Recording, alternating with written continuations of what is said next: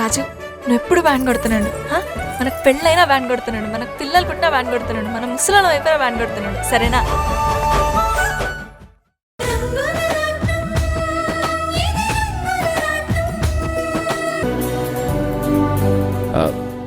అమలు, ఇతను నీతో పాటు.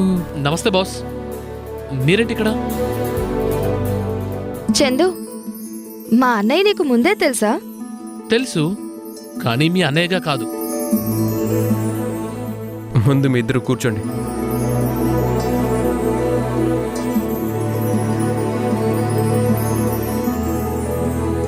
అమలు, చందు ఒకరోజు మన ఇంటికి కూడా వచ్చాడు.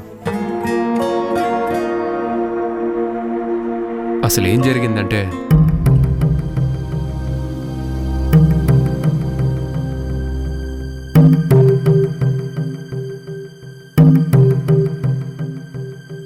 ఆ అబ్బాయి తిరిగి తెచ్చింది నా మంగళసూత్రాన్ని మాత్రమే కాదు, ఇది నా సౌభాగ్యం అనే ఫీలింగ్ని కూడా. అందుకే ఎలాగైనా నువ్వు మన ఆఫీస్లో అతనికి తగిన ఏదైనా జాబ్ నువ్వు ఇవ్వాల్సిందే. అది జరిగింది. అవునములు, చందు నీకెలా తెలుసు?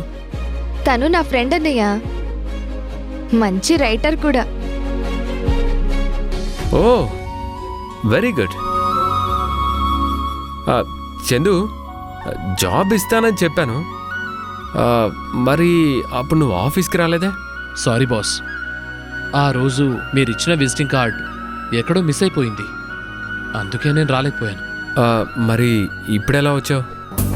అన్నయ్య, మన కంపెనీలో నువ్వేదైనా జాబ్ ఇస్తావని చందుని నేనే తీసుకొచ్చాను.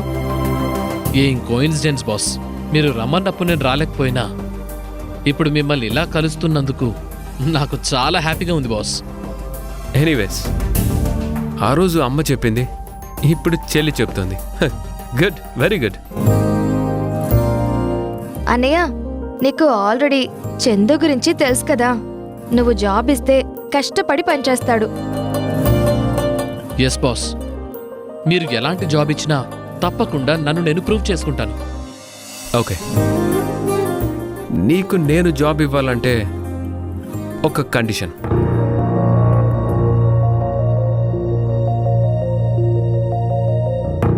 కండిషనా? ఏంటి బాస్? అదే, మాటకి ముందు ఆ బాస్ అనే మాటని మానే. Okay sir. ఆఫీస్లో నాకు ఇంకో పిఏ అవసరం ఉంది. ఆ జాబ్ నీకు ఓకేనా? అడుక్కు తినేవాడికి బిర్యానీ పెడతానంటే వద్దంటాడా సార్? డబ్బులు ఓకే సార్. అయితే రేపే వచ్చి నువ్వు జాబ్లో జాయిన్ అయిపోవచ్చు. Thank you sir. నో, ఇలాంటి ఫార్మాలిటీస్ ఏమవద్దు. కష్టపడే వాళ్ళంటే నాకు చాలా ఇష్టం. ఆకలి విలువ తెలిసిన వాళ్ళంటే మరీ మరీ ఇష్టం. చందు, నేను చెప్పాను కదా, అది మా అన్నయ్య అంటే. రైట్ సార్, రేపు పొద్దున్నే వచ్చి జాయిన్ అయిపోతాను. Yeah, wish you all the best. Thank you sir.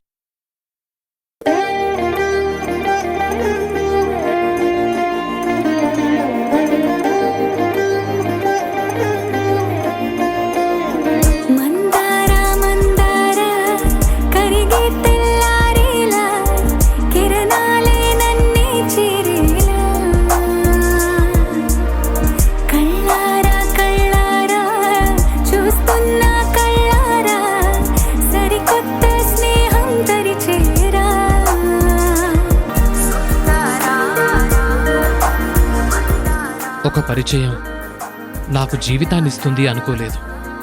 ఒక కవిత నాకు జీవితంలో ఇంద్రధనస్సుని చూపిస్తుంది అని నేను అనుకోలేదు. ఇక మీద నేను పిజ్జా బాయ్ని కాదు. అవును, ఇక మీదట నువ్వు నా బాయ్వి, నా బాయ్ ఫ్రెండ్వి.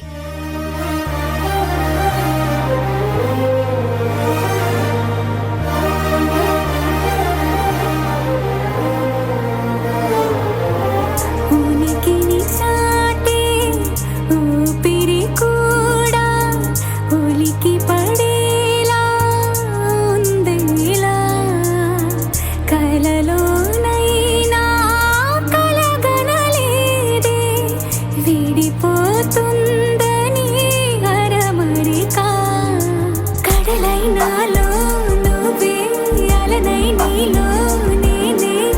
ఒకటై ఒదిగే క్షణమే అది ప్రేమేనా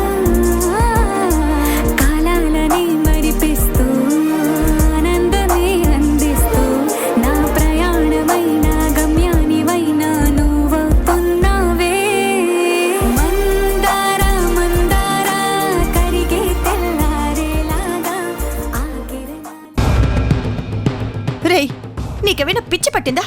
శశి వదిన మీద అంత పెద్ద నింద వేయడానికి నీకు మనసులో వచ్చిందిరా?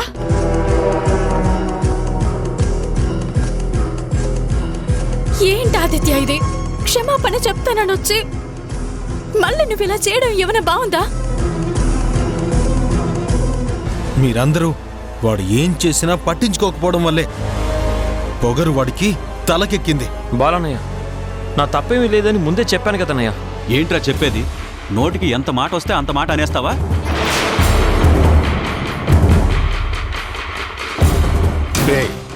ఇంట్లో ఒకరి మీద అభిమానాన్ని చూపిస్తూ ఇంకొకరి మీద ద్వేషాన్ని చూపించడం మంచిది కాదురా. మంచి చెడు అనే విచక్షణని వీడు పూర్తిగా కోల్పోయినట్టున్నాడు. రేయ్, ఏదో చిన్నతనం నీ తప్పుల్ని నువ్వే తెలుసుకుంటావని మేమంతా ఊరుకుంటే చివరికి నువ్విలా తయారయ్యావా? ఏంట్రా ఇది? శశిరేఖ గురించి నీకేం తెలుసురా?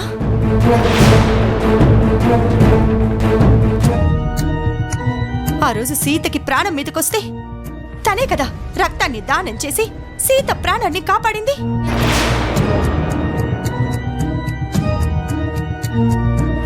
అలాంటి పిల్ల మీద అంత పెద్ద అబాండం వేస్తే తను ఎలా తట్టుకుంటుందిరా? అమ్మా, నేను చెప్పింది అక్షరాల నిజం. కావాలంటే ఇప్పుడే మీ అందరి ముందు నిరూపిస్తాను. నోరు ముయిరా.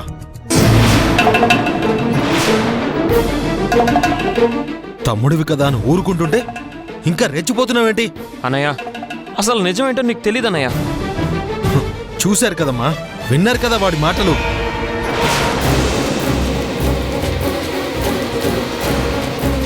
వీడి వల్ల శశి కన్నీళ్లు పెట్టుకుంటూ లోపలికి వెళ్ళింది.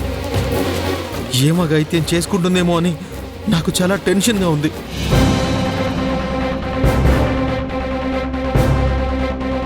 బాలు, వీడి సంగతి తర్వాత. ముందు లోపలికెళ్ళి శశి ఏం చేస్తుందో వెళ్ళి చూడు.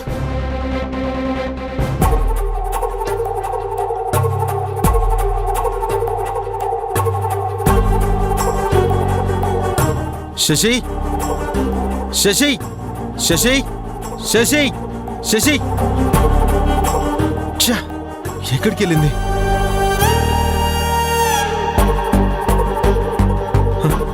అమ్మా, శశి రూమ్లో లేదమ్మా.